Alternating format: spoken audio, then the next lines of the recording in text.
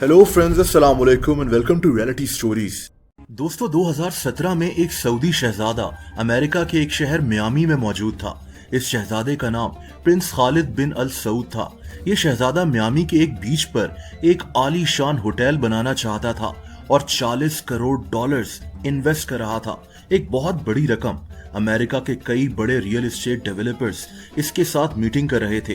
Prince Khalid ने अपने मुतालिक कई बातें इनको बताई थीं, जैसा कि मियामी के साथ एक जजीरा है, फिशर आइलैंड। इस जजीरे पर इसने एक बिल्डिंग खरीदी हुई है जहां ये एक पेंट हाउस में रहता है। इस आइलैंड पर सिर्फ अमीर लोग ही रहते हैं।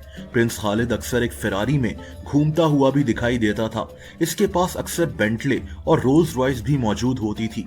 प्रिंस खालिद अपनी ये सारी महंगी चीजें इंस्टाग्राम पर भी पोस्ट करता था, अपना लाइफस्टाइल, महंगी गाड़ियां, महंगी घड़ियां। लेकिन दोस्तों, यहाँ सिर्फ एक मसला था। मसला ये था कि ये आदमी झूठा था। ना तो ये सऊदी शहजादा था और ना ही ये कभी सऊदी अरब गया था। इसका नाम प्रिंस खालिद बिन अल सऊद नहीं था, बल्कि एंथनी गिगनैक था। इस आदमी ने सऊदी शहजादा बनकर अमेरिका में रियल एस्टेट डेवलपर्स से कई मिलियन डॉलर्स इन्वेस्टमेंट के नाम पर ले लिए थे। ये लोग इसको सऊदी अरब के शाही खानदान का हिस्सा समझते थे, लेकिन एंथनी इनको बेवकूफ बना रहा था। इसने अपनी गाड़ियों पर जाली डिप्लोमेटिक लाइसेंस प्लेट्स लगाई हुई थी, जो इसने इंटरनेट से खरीदी थी। दोस्तों, एंथनी कोलंबिया में पैदा हुआ था। बहुत कम उम्र में ये और इसका भाई यतीम हो गए, लेकिन इनकी मुश्किलात कुछ कम हुई जब इनको एक अमेरिकन कपल ने अडॉप्ट कर लिया। ये 1977 का साल था जब ये दोनों भाई अमेरिका पहुंच गए। दोस्तों, एंथनी को हमेशा अमीर बनने का शौक था। ये शौक बुरा नहीं है अगर इंसान मेहनत से, ईमानदारी से पैसे कमाकर अमीर हो जाए, लेकिन एंथनी ने ईमानदारी का रास्ता नहीं चुना।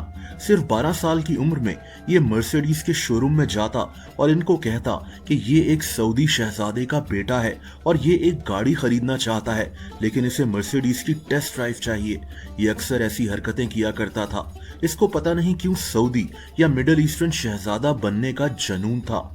इसको 11 दफा अरेस्ट भी किया गया क्योंकि ये सऊदी शहजादा बनकर लोगों को बेवकूफ बना रहा था। ये अक्सर अपना नाम प्रिंस अदनान कशोगी बताता था। दोस्तों, 1991 में एक ऐसा वाकया हुआ जिसकी वजह से ये आदमी काफी मशहूर हो गया।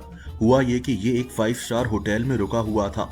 इसने यहाँ दिल भरकर पैसे खर्च किए, खाना खाया, लेकिन बिल्स देने की बारी ये कहता था कि ये एक सऊदी शहजादा है और इसके बिल्स सऊदी शाही खानदान अदा करेगा। अब कोई भी होटल इन बातों पर यकीन नहीं करेगा, लेकिन एंथनी इतने कॉन्फिडेंस से फ्रॉड करता था कि इतने बड़े होटल की मैनेजमेंट भी इसकी बात मान गई। इनको लगा कि ये सऊदी शहजादा इनको अच्छा खासा इनाम भी देगा। यहाँ का स्टाफ तो इस आदमी को अदब से योर हाइनेस कहकर बुलाता था, लेकिन इनका योर हाइनेस यानी एंथनी इन्हीं के पैसे लेकर गायब हो गया। दोस्तों, पुलिस ने इसको अरेस्ट कर लिया और एंथनी को 2 साल के लिए जेल भेज दिया गया। लेकिन जेल से निकलने के बाद भी एंथनी ऐसे ही फ्रॉड्स करने लगा। 90s और अर्ली 2000s में एंथनी सऊदी शहजादा बनकर कई लाख डॉलर्स का फ्रॉड कर चुका था। ये अमेरिका के मुख्तलिफ हिस्सों में जाता, कभी होटल्स में रुकता, कभी महंगी शॉपिंग करता और हमेशा यही कहता कि इसका बिल 1 या 2 दिन में अदा कर दिया जाएगा। बदले में ये इन लोगों से वादा करता कि इन्हें बिल के साथ इनाम कराम भी दिया जाएगा, कई हजार डॉलर्स का इनाम, और लोग इसकी बातों में आ जाते थे। एक दफा इसने मशहूर कंपनी अमेरिकन एक्सप्रेस को भी धोखा दे दिया। इसने किसी रियल सऊदी शहजादे का नाम इस्तेमाल किया और कहा कि मैं वही शहजादा हूँ।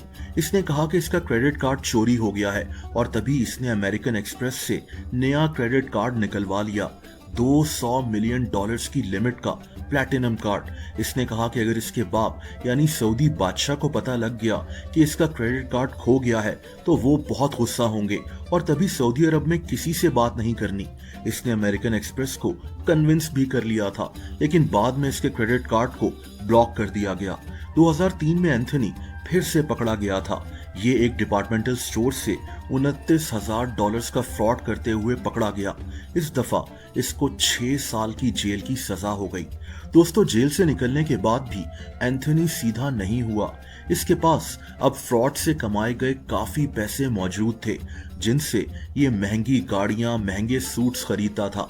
एंथनी ने अब एक और फ्रॉडस्टर को अपने साथ मिला लिया, कार्ल विलियमसन। इन दोनों ने मिलकर एक कंपनी भी बना ली, मार्डन विलियमसन इंटरनेशनल कंपनी।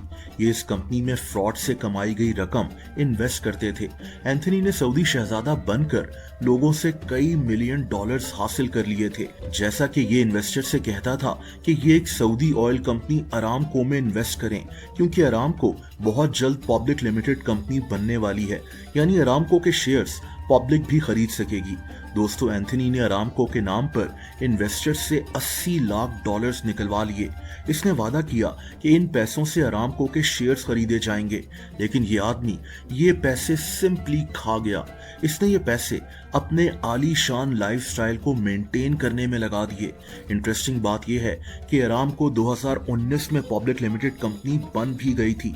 इसकी वैल्यूएशन $1.8 ट्रिलियन थी, दुनिया की सबसे वैल्यूएबल पब्लिक कंपनी। एंथनी इसी तरह सऊदी शहजादा बनकर इन्वेस्टर्स के पैसे ऐसी कंपनीज में भी लगाने का वादा करता था जो कंपनीज असल में होती ही नहीं थी। 2017 में एंथनी ने इस फ्रॉड को मजीद फैला लिया और अब इसने एक बिलियनियर जेफरी सोफर से राब्ता किया।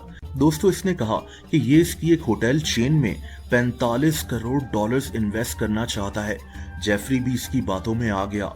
ये इसको अपने प्राइवेट जेट में सफर करवाता था, क्योंकि इसको लगता था कि इसके साथ एक सऊदी शाही खानदान का शहजादा बैठा हुआ है।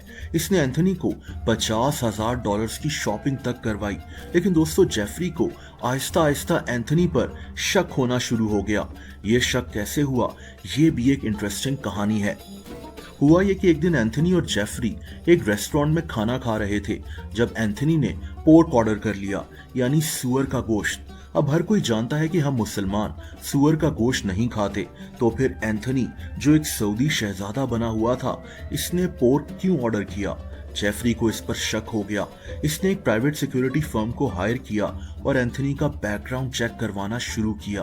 दोस्तों, बहुत जल्द जेफरी के सामने एंथनी की असलियत आ गई। एंथनी को अरेस्ट कर लिया गया। 2019 में इसको 18 साल की जेल की सजा सुना दी गई। एक ऐसा अजीब फ्रॉडस्टर जिसने सऊदी शहजादे का रूप धार कर लोगों से कई मिलियन डॉलर्स निकलवा लिए थे। ये आदमी आज जेल में ही मौजूद है, सऊदी शहजादा बनकर नहीं, बल्कि एंथनी गिगनैक के नाम से ही, जो इसका असल नाम है।